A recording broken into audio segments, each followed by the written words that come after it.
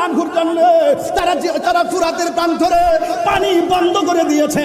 আমার তো মনে হয় আজকে মাইজভান্ডার দরবারের আশিকরা যেইভাবে আহলে বাইত রাসূল সাল্লাল্লাহু আলাইহি সাল্লামের প্রেম নিয়ে যারা হাজির হয়েছে, এই দরবারের শিক্ষা এবং দীক্ষা আহলে বাইতের প্রেম এত চমৎকার, এই মুহূর্তে যদি কারবালা হতো আর ফুরাতের প্রান্তরে বিয়াদবরা যদি পানি বন্ধ করে দিত, মাইজভান্ডার দরবার শরীফ থেকে আকাশ পথে উড়ে গিয়ে ইমাম আলী মুকামের কাছে পানি নিয়ে হাজির হয়ে যেত। মান আহাব্বা আলিয়ান ফাকাদ আহাব্বানি ওয়া মান আহাব্বানি ফাকাদ আহাব্বাল্লাহ ওয়া মান আবগাদা আলিয়ান ফাকাদ আবগাদানি ওয়া মান আবগাদানি ফাকাদ আবগাদাল্লাহ।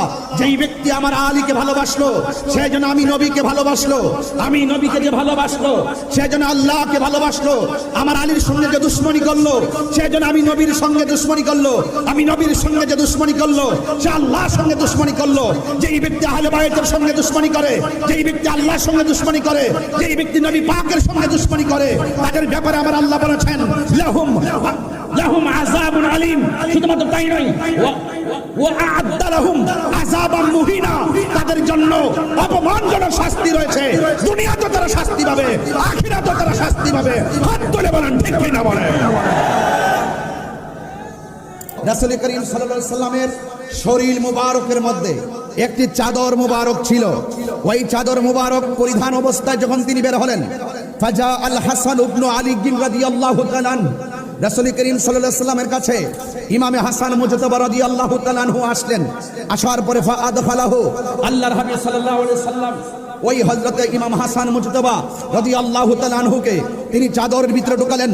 সুম্মা জা আল হুসাইন রাদিয়াল্লাহু তাআলা আনহু, এরপর অতঃপর হুসাইন রাদিয়াল্লাহু তাআলা আনহু আসলেন। ফাদাখালা মাহু, আল্লাহর হাবিব সাল্লাল্লাহু আলাইহি সাল্লাম ইমামে হুসাইন রাদিয়াল্লাহু তাআলা আনহুকে চাদরের ভিতরে ঢুকালেন। সুম্মা জাআত ফাতিমাতুজ যোহরা রাদিয়াল্লাহু তাআলা আনহা, অতঃপর জান্নাতের কোটি কোটি নারী সমাজের সরদারিনী খাতুনে জান্নাত মা ফাতিমাতুজ যোহরা রাদিয়াল্লাহু তাআলা আনহা আসলেন। ফাআদখালাহা, এরপর হযরত আমার নবী পাক সাল্লাল্লাহু আলাইহি সাল্লাম হযরত ফাতিমাতুজ যোহরা রাদিয়াল্লাহু তাআলা আনহাকে চাদরের ভিতরে ঢুকালেন।